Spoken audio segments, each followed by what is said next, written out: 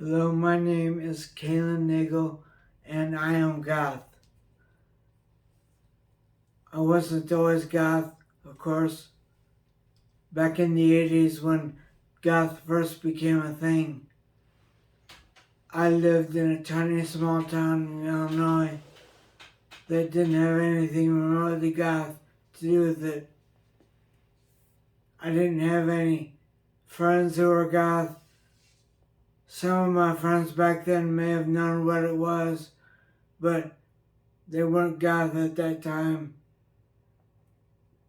When I graduated from college, I moved to Chicagoland, Chicago suburbs at first, but then after living there for a while, I became friends with someone who worked at a local hobby store, and she told me about goth and introduced me to the Gothic club scene in downtown Chicago, which she and I went back and forth to Chicago every week to go to club nights and shopping in the punk goth area of Chicago, which also was the gay neighborhood in Chicago. That's where I got this fabulous velvet lace shirt at a store called Medusa's Circle.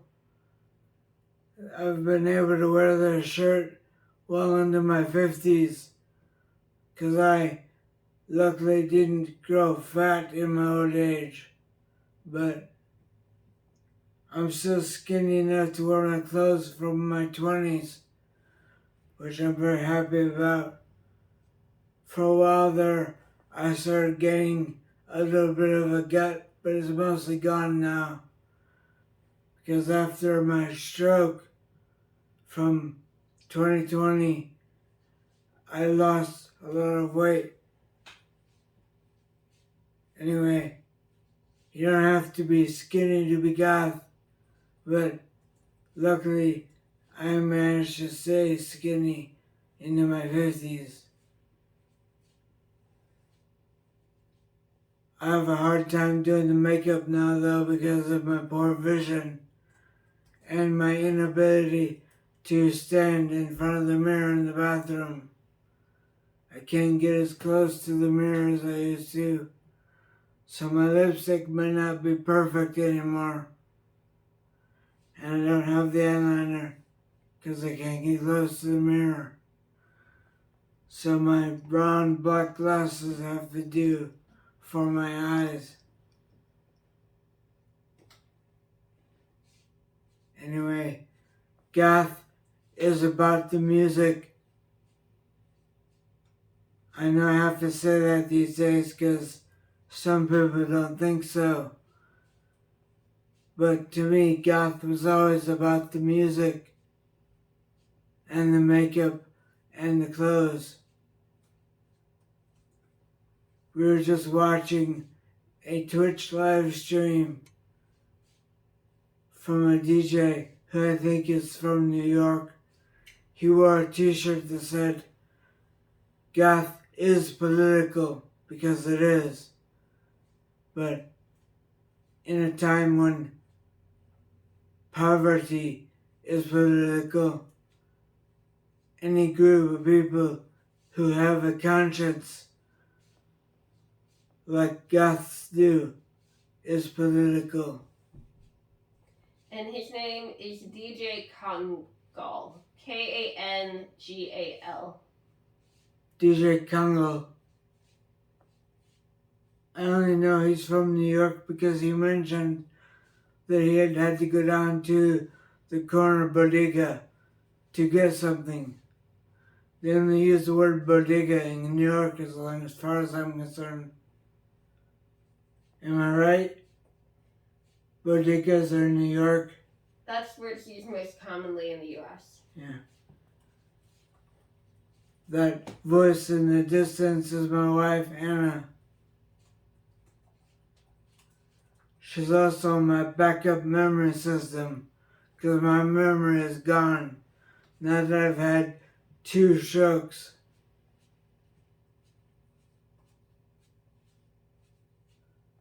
So hey, you young goth kids, you can remain goth as you get older. It just takes more work.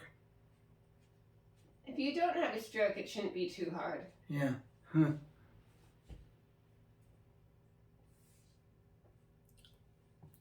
But so, when I lived in Chicago, in the suburbs, a friend of mine, like I said, told me about goth, took me downtown to where the clubs were, where all the cool clothing stores and jewelry stores were. She introduced me to the music stores where I could find all the goth music. One of them was called, now my memory isn't working. And I don't know the answer to this one. Yeah.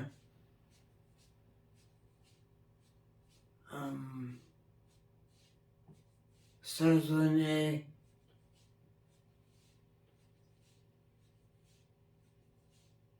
I can't remember the name of the music store down in the corner from where I lived. I ended up moving to Chicago after my friend and I were going downtown every weekend or every Tuesday to go to the club.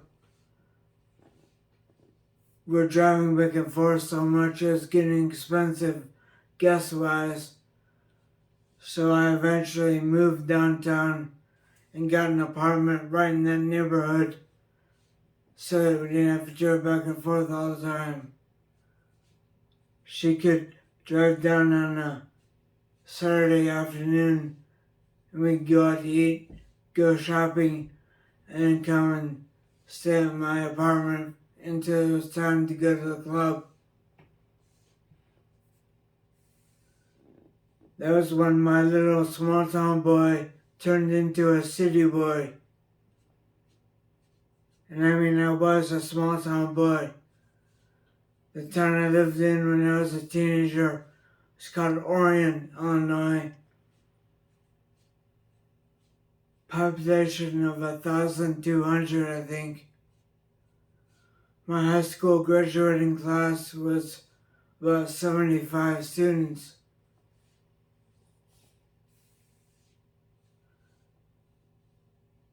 I lived in or around 4 different small towns in Illinois when I was a teenager.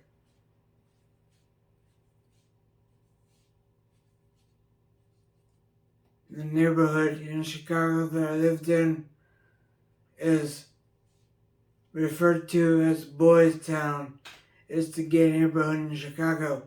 I wasn't gay, but I hung out with gay people, so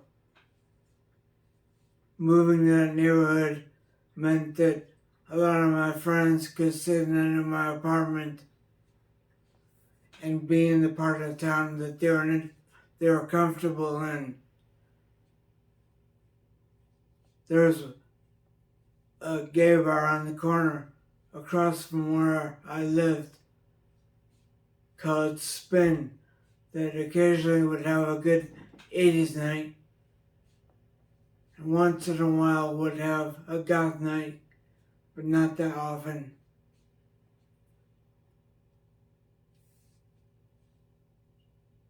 One weekend, one of my gay friends called me and asked if I could meet him at Spin because he needed a, what are they called?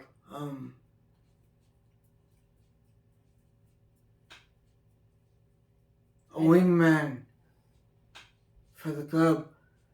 You see, I was very pretty then, and he wasn't. So he would go to this bar with me, and I would draw the attention of gay men in the room. They'd offer to buy me a drink, and I'd say, I'm sorry, I'm not gay, I don't need a drink from you. But my friend here, he could use a drink. You're telling me you didn't accept free drinks? Well, that's the thing. Gay men are very nice. And when I would do that, he would go, oh, he's like, here, I'll get you a drink too. So both of us would get free drinks out of it. It was great. Nice. I still find it most hilarious that there were straight men who tried to get you drinks. Yeah, it happened more than once at the goth club. Should probably explain that one.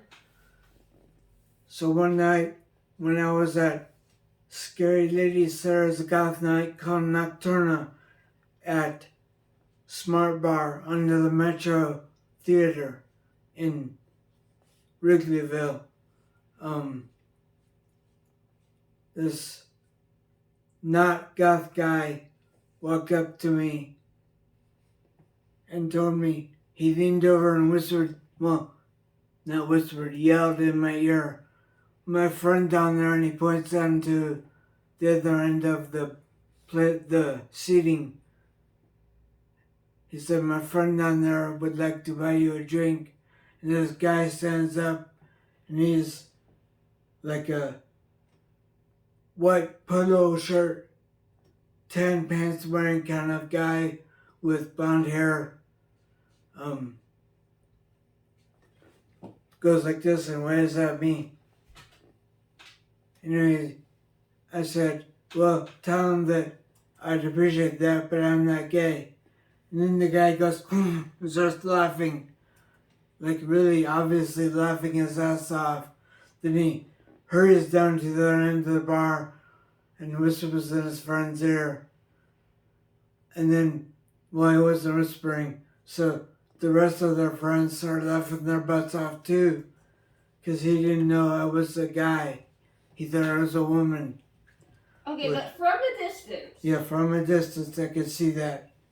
I was not embarrassed by it. I thought it was hilarious. Especially since you love androgyny. Yeah. For those that don't know this, in the Gothic community, androgyny is a big thing, which means where there's not much difference between the men and the women. I'm not dressing up like a woman, I'm dressing up like a male goth.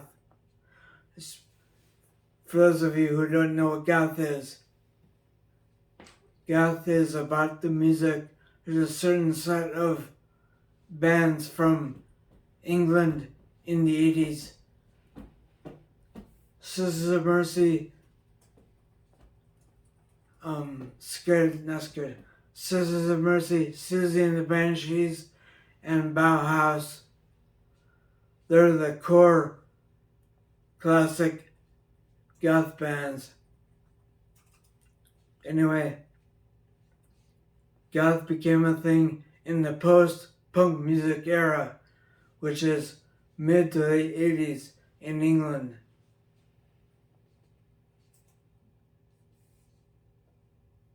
There are other post-punk bands that are not what they would consider goth.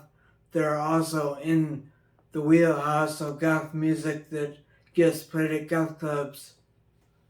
A lot of them are more well known in popular music, like The Cure or The Church. I can't think of another one. Can you think of another one? I don't know what counts as popular music.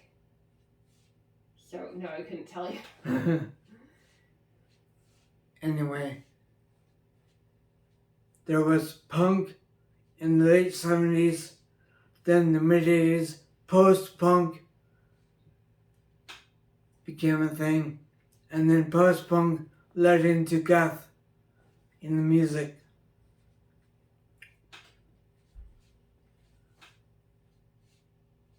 In the early 2000s, some people who are wrong on the internet said that it's not about the music, but every goth that I know knows that it's about the music. So if the music doesn't have like Halloween vibes in it, it's not really a goth music.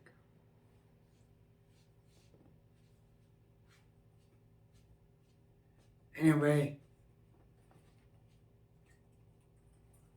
that's my Gothic story. I don't think you could tell the full story of how you got into it. Like how you became friends with what's her name.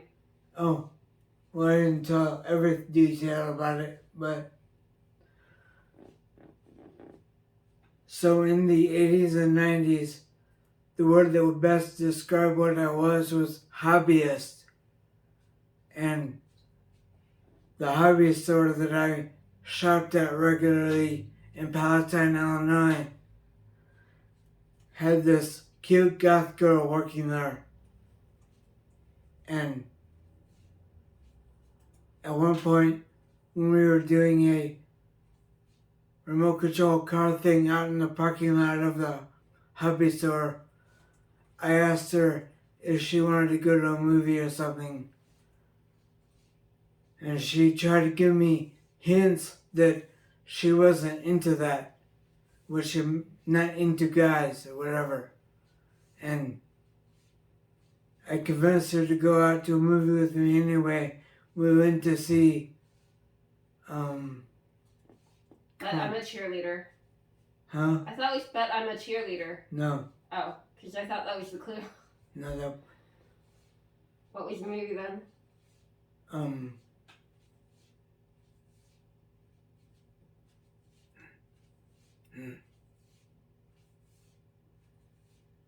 on, brain. Sorry, guys. Stroke brain here. It's one of your favorite movies too. The Crow? No. Well, give me something to go with.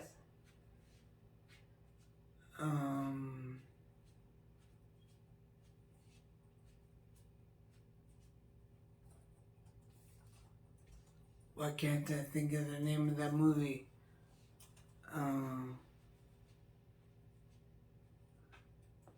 It has the case that has a bright light in it.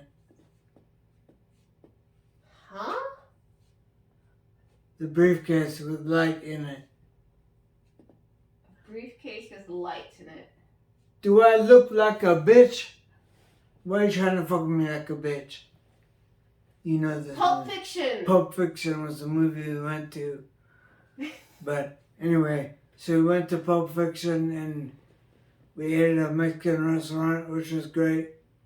And she was playing the latest Susie and the Banshees tape in her tape deck in our car. And I was digging the music and I asked her about it.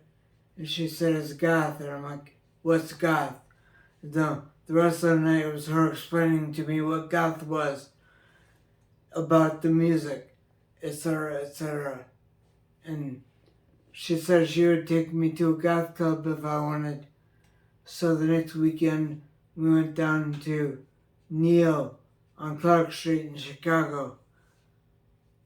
And as soon as I walked in, I'm like, yeah. And then I saw the other hot goth chicks in the club. I'm like, yeah, I like this.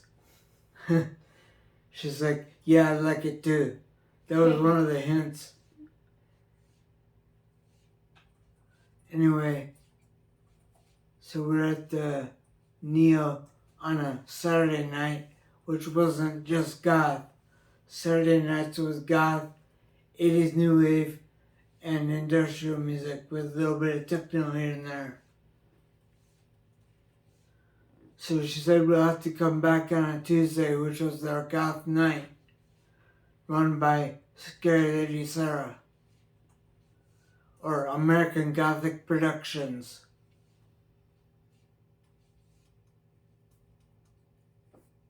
And the goth night was called Nocturna. Nocturna moved around a bit. After that, there were happenings at Neo that made Sarah have to look for another club. So she moved down to Smart Bar and was there for quite a long time. Even now, she hosts events at the Metro Theater above Smart Bar. I think she had an in-person event there in recent months. look up American Gothic Productions on Facebook and you'll find all of the events that Sarah and her husband, do you remember her husband's name? William Faith. William Faith. Of Faith and the Muse. Of Faith and the Muse. A 90s goth band from the United States. It is one of my favorites. So yeah, look up Faith and the Muse on Spotify. Or whatever music hosting service you use. Yeah. I mean, obviously people are on YouTube right now. That might be easier. You should be able to find some of it on YouTube. In fact, my own Gothic music playlist on YouTube will show you most of my favorite goth bands, old and new. So yeah, look at my playlist. Actually, I think I have a playlist that I call Neo Gothic playlist or something, I'm not sure. It's all the music that I used to love that Sarah played at Neo.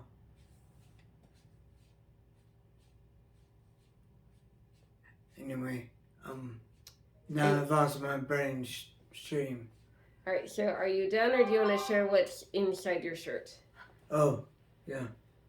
So this shirt, like I said, was my nicest shirt that I bought at a store that doesn't exist anymore, so there's no point in trying to remember its name. There we go. Susie and the Banshees was the favorite of all the friends I had. Whenever they played Susie and Neo, all of my friends went running from whatever corner they were in, screaming, "Susie!"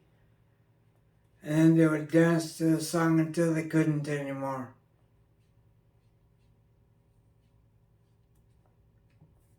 Anyway, bye.